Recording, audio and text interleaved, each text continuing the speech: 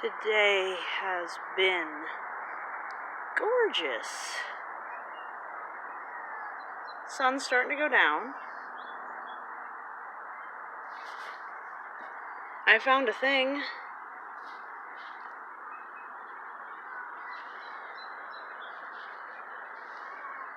In the garden. I really like it. I don't care if it's new or old, I'm keeping that. Doesn't have a lid, or maybe it is a lid. It either doesn't have one or it is one, but I love cobalt glass. Alright, so what am I working on today? Don't mind the neighbor's baby.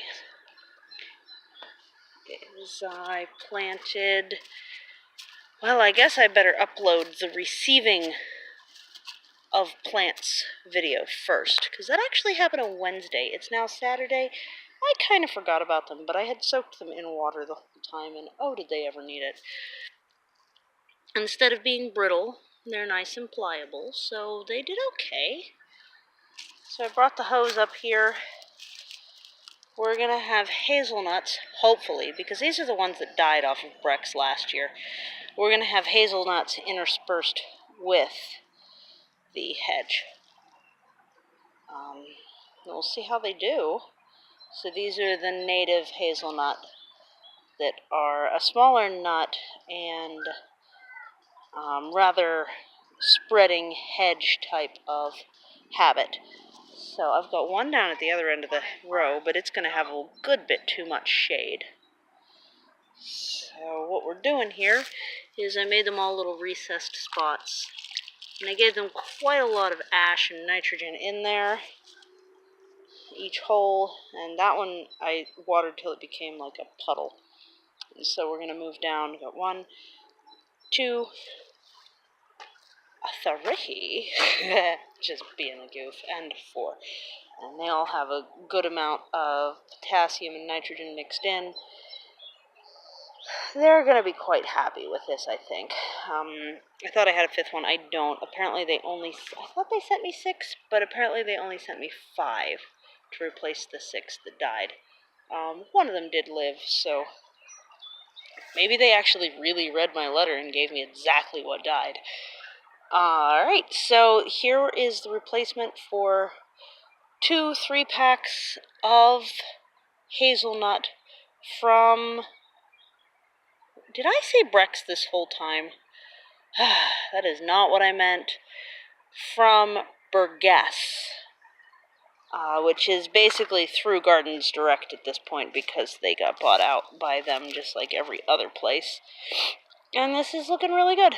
They have buds on them, but what I learned about this section here is I have to water like crazy until they're fully established, because I guess even though this is like downhill from everything and you'd think the runoff would come down, let's go down and I'll show you a little bit more of the contour from a distance, because it's hard from this close of a spot. See, it's all uphill. You would think the runoff would come down and just land here, collect and water them in, but no, that's not what was happening. They got dried out last year, and I have no idea why or how. So we're going to be much more diligent about watering them all year, and last year was record wet. It's also a possibility that they were too wet, but it was when I stopped watering that they started drying up, so I don't think that was the case. So, and I then, the 5th one, because that's only 4, you probably noticed, the 5th one I put in a pot. I guess on a just-in-case type of basis. This is the water they were soaking in, so it's that's heavy. So here's the 5th one. I do have to untie them. They're all tied together. These are the 2 honeyberry. These branches are entirely new since potting up, so they're going to do really well. I need to pot up that. That is an ostrich fern. Also a replacement from last year, because it died off of that shipment. I had planted it back there, but I probably won't do that again. And this is the canadensis, and this is the plant that was right next to the one borealis honeyberry, and I don't know if it is one or not, so we're going to wait and find out. And then, of course, my white sage has been out all week.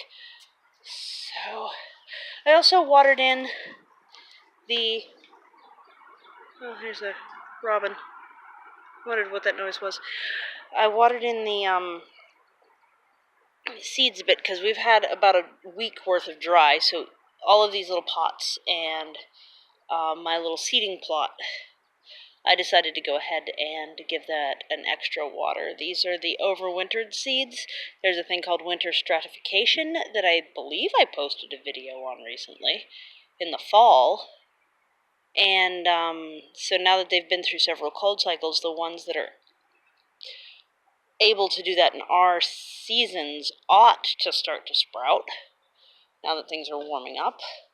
We'll see. The screen on top is to keep bugs and birds out. Still can't, it's not going to stop the soil dwellers, but the sunken bricks should stop new soil dwellers making it in for the most part. And then all of these little pots. A lot of these are plants that I dig out.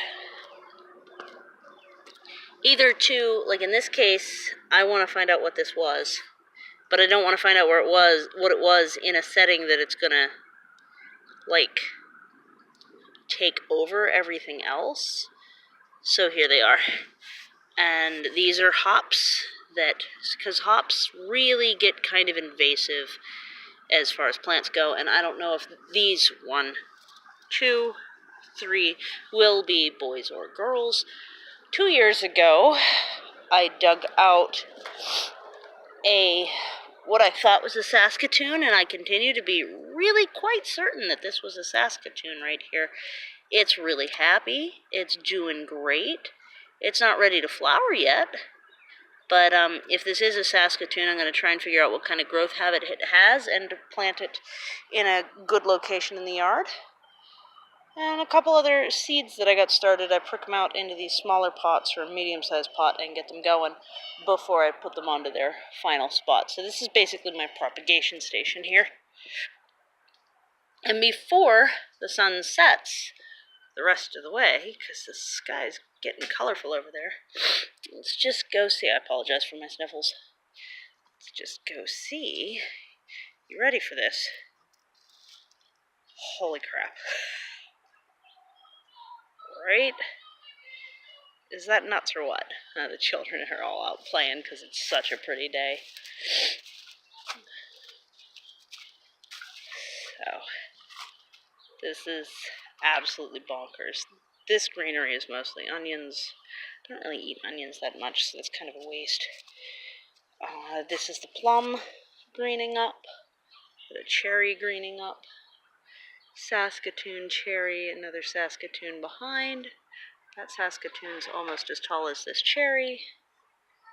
And I am looking with this border here to probably transplant most of those daffodils as we go.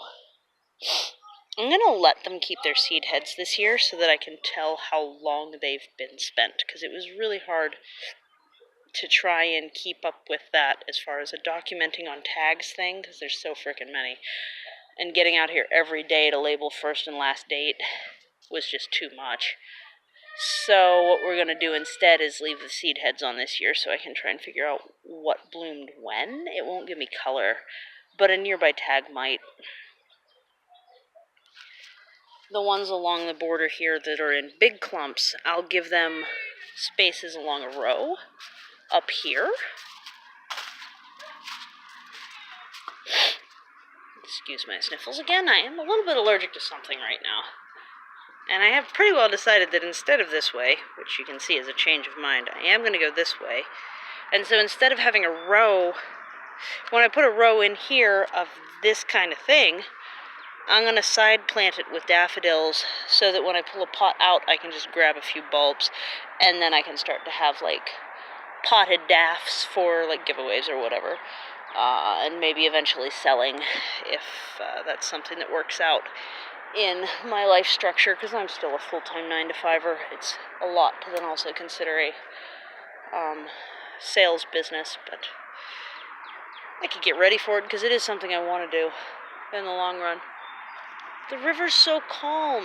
Oh, I had to dig out a everlasting pea there, so I got a big dent Look at how glassy the water is. That's really pretty. And then that's the cities down there, like the USX tower is next to the tree. The sun sets back there, but like the whole sky is kind of starting to take on a color here. Alright, we're over the 10-minute mark, and I showed you plantings, and I'm ignoring a hose that might be drenching things, so I'm going to get back to it.